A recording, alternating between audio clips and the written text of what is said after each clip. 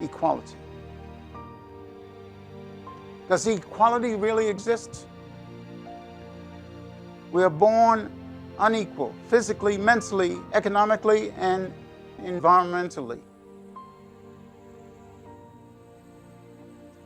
We don't select our parents. We don't select our tribe or our religion until we're 17, 18, whatever. Equality under the law is an ideal which society should always endeavor to achieve.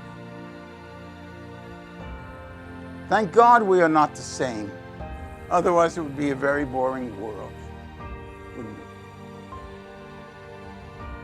The new Biden Equality Act, which he calls equity, will make government overreach the law of the land. By definition, good laws respect constitutional freedoms. They promote justice, fairness. They benefit society as a whole, and they support the common good, not just the interests of particular groups. Bad laws create victims. They also create chaos. The Equity Act is bad law. It's about equity, not about equality. He says we have to eliminate systemic race problems. We don't have systemic race problems. Yes, we have some race problems, but it's not systemic anymore. That was 50 years ago. They're mostly in the past.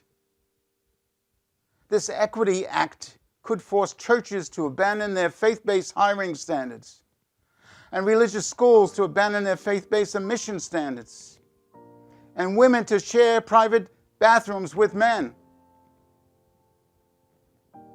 and female athletes to compete with women who used to be men.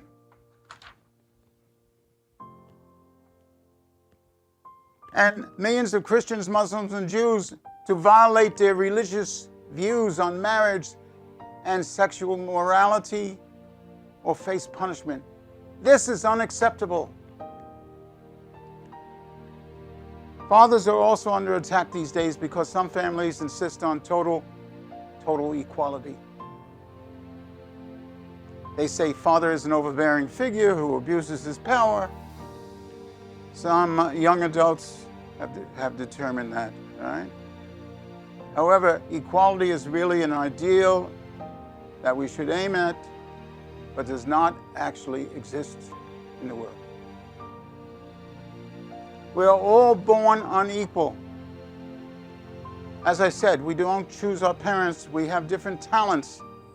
Some of us are physically stronger or weaker. Some are richer or poorer. Some have high IQ levels. And beauty differs between persons, both internal beauty and external beauty. So, do beautiful people have to wear masks because they're too beautiful? Do we have to limit the physically stronger in sports events? Should we pass children in school even though they failed their tests? That's stupid, ignorant ideas. Actors and sports figures have skills that most of us lack. We are all equal before the law if you got the right attorney and you have the money to pay for him, right? Then you have somewhat equality before the law. Nevertheless, those who get court-appointed attorneys are handicapped. Those with money get far greater justice.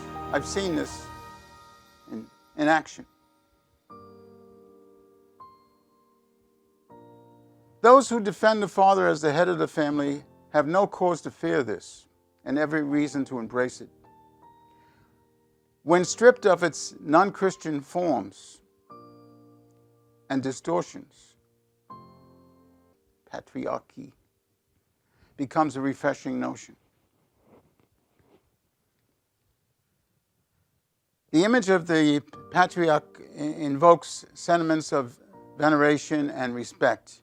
After all, the patriarch of the family, or extended family, or nation, is responsible for the safety and welfare, which is a huge obligation on the part of the father, whether it's the father of the family or the father of the nation.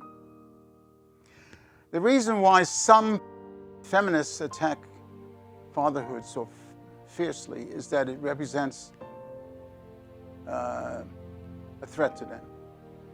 It is the father figure as he should be. He is part of the hierarchy of society that feminism rejects.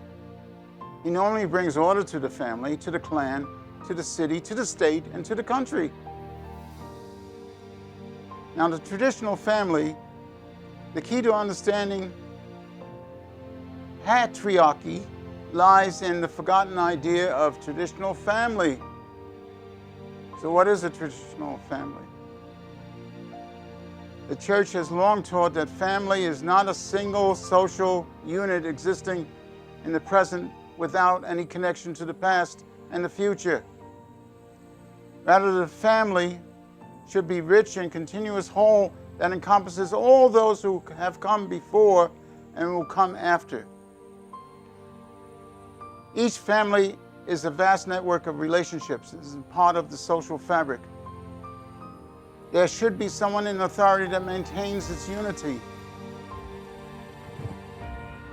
Now, in the Asian cultures, they revere and really appreciate their fathers, their grandfathers, more than America, unfortunately.